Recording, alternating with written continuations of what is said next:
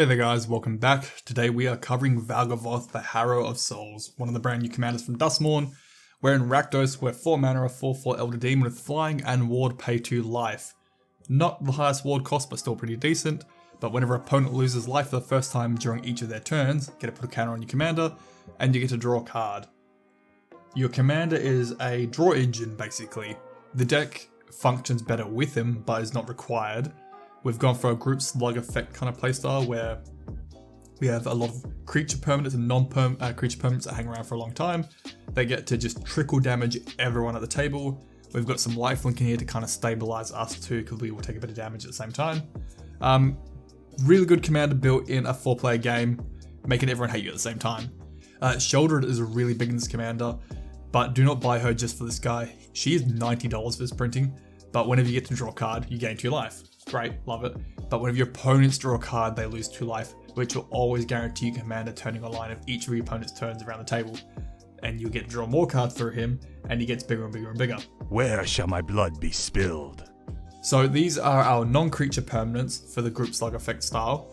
Blood Chief, it's a really popular commander. As long as someone's lost 2 more life this turn, you get to put a counter on it. When it's got 3 more, it's online.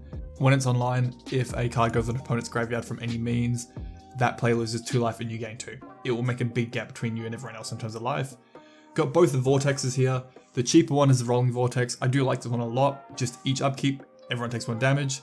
Hey, that's fine. Commander gets to draw cards. But if someone tries to cheat something in without paying its mana cost, they will take 5 damage. Plus you can pay 1 mana to stop people gaining life this turn. Not bad. The other vortex just does 2 damage each upkeep, and you still can't gain life. Burning Earth, if you tap a non-basic land, you're going to take damage. We do have a pretty simple mana base in this deck, and we do run Ruination because of that, because we want people to hate us even more. Why not? Underworld Dreams, a bit of a rough cost at triple black, but if your opponents draw cards, they take damage, which again, commander cares about. Pestilence is here instead of Pyrohemia because of the actual cost of the card. They do the same thing, but one's red, one's black. If there's no creatures, you lose a card, but you can pay 1 to deal 1 damage to each player and each creature. I'm not going to spam it. I'm doing it just to keep our opponents taking trickle damage, so commander can draw some more cards. Polluted Bond is basically land for all your opponents. They lose 2, we gain 2. Love it. Descent into Avarice is one of the new Boulder Gate cards. Beginning of our upkeep, you put 2 counters on it, then each player creates that many treasure tokens, and it deals that much damage to each player. It speeds up the game, it's giving people mana, and they're taking damage, which our commander cares about. The Hunk of Mishra, just again, landfall for everyone, you take 2 damage. And then we've got 2 Planeswalkers here. We have Chandra, who's basically here for a +2, which gives each opponent an emblem that they take damage at the beginning of their turn, which our commander will draw so many cards. Omnixilus just damages opponents when they draw, plus you can -2 them to destroy a creature and the controller draws 2 cards. I will sacrifice my creatures to Omnixilus anytime to draw 2 cards. Alright, onto the creatures. Of course, we're more prone to board wipes and removal, but we're doing the same thing again. The Parasite, as long as we have another red permanent in play, if your opponents draw a card, they take 1 damage. The Fate, they draw a card, they take damage. Bloodseeker, if a creature enters their side of the board, they're going to lose life. And Harsh Mentor, whenever an opponent activates an ability of an artifact, creature, or land that's not mana, they're going to take 2 damage. Now, all of these but the Seeker, say deals damage.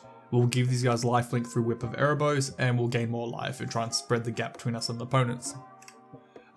Rampaging Frostodon, this goes for us too. No one can gain life, and if creatures enter the battlefield, the controller takes 1 damage, which we're not really a creature heavy deck, so not too bad. Blood Artist, things start dying, we get to gain a ton of life. I do like Rugged Smothering. It does punish the red-blue player of the deck for kind of going a little off. You take 1 damage for each spell you've cast this turn, and it gets bigger and bigger. Zozu, just basically landfall, you take 2 damage. Then we've got the brand new Gleeful Arsonist, which punishes our opponents for casting non-creatures through damage as well. Has Undying, does a bit more damage when it comes back. The brand new Razorkin, just when people draws a card, they take 1 damage. Cardu kind of causes a bit of chaos.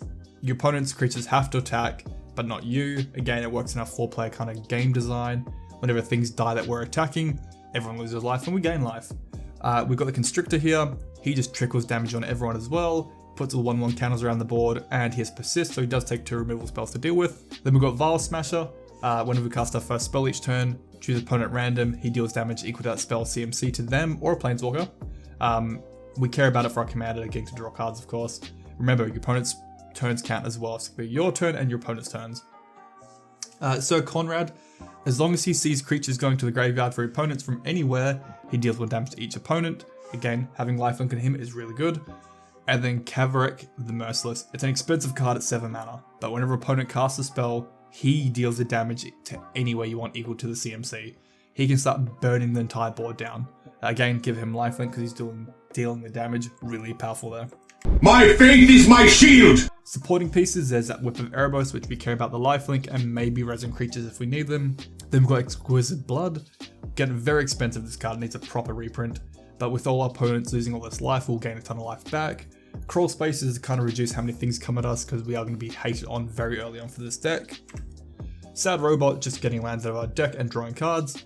I do like Mindcrank because it does put pressure on our opponents from another angle than just trickle damage. We can maybe start milling off key things that they care about, and plus we're trying to make people hate as much as we can. Then we've got Victimize and Animate Dead just to return some of our key creatures. Bit of a draw theme, we have Read the Bones and Sign of the Blood as our cheap draw. Fricks Arena is just more steady draw along with our commander. Blood for the Blood God is just that one big fat dumb spell that hopefully does a lot of damage to each opponent and it'll draw us a whole new hand and then some. In terms of protection, the Cauldron of Souls is really funny with Persist because if the creature's going to die, it comes back to the battlefield with a -1/1 counter on it. You cannot persist a creature that's already got a -1/1 counter on it. But your commander gets 1/1 counters itself from your opponents taking damage on their turns. So it negates out the -1/1 counter and you can keep persisting your commander. Lightning Greaves, it's a staple. I really like Mithril Coat. I think it'll become pretty expensive over time. A lot of these Lord of the Rings cards are pretty strong for commander. It's just indestructible protection for a commander. And Helm of the Host, because having multiple copies of a commander is fun. It's also protection in the form of redundancy. You get to draw a ton of cards, by the way. Take no prisoners, comrades! Removal, I've gone kind of heavy here because we're a bit more of a slower paced deck and we're just going to have to kill a lot of things in the way. Blast Act and Toxic Deluge are board wipes here. Volcanic Fallout is like a mini board wipe, does 2 damage to all the weenies out there and their opponents too. Each player takes damage, which for our commander is relevant, and it can't be countered. Love it. Then I've got Go for the Throat, Infernal Grasp, Feed the Swarm, and Shelter its Edict as my kind of just catch-all, hit most things that I want to know about. I love the new Withering Torment. Getting to wreck an enchantment in black is great. A Braid for artifact removal or maybe some damage to a creature. Oubliette, try and remove the commander underneath it. They probably take it away though. And Chaos Warp, try and reset a permanent to something worse. In terms of mana, nothing unique here. Soul Ring, Rakdos Signet, Command Sphere, Arcane Signet, Burnished Heart, and Wait for a Bauble, just staples for a lot of decks. But the brand new Silence board is kind of fun. It's cheaper 2 mana, but it does take time to ramp up. With Morbid, end of the turn put a counter on it if something died, and it taps a mana of any one colour, based on how many counters are on it, but only to cast instant, sorcery, or demon or spirit spells, so it's for our commander. It's a long-term mana investment. In terms of the lands, like I said, Ruination is in here because it's funny. We're already trying to make people hate us anyway, why not? We've got 12 of each basic, so 2/3 of our mana base are simple basic lands. Then we run Ash Barrens, Landscape, Wilds, and Expanse to get those basics out of our deck even quicker. In terms of tech lands, we've only got really 2 that matter. The Leech-ridden Swamp and the Witch's Clinic. The Swamp just tap, deal damage to all our opponents, which for our commander is another form of draw. And the Clinic gives our commander lifelink when we need it. And our commander does grow pretty big over the length of the game, so it could gain us a lot of life back in combat. And then in terms of our dual color lands, I've just gone with cheap things here, only got a couple. Alright, that is Valgavoth. He is a really cool commander in red-black from the new set. Really excels in a 4-player game with this unique playstyle like trickle damage to everyone. Not great in a 1v1, I imagine. You'll get run into the ground pretty quick. Alright, thank you guys for watching. Give us a like, helps out the channel a lot.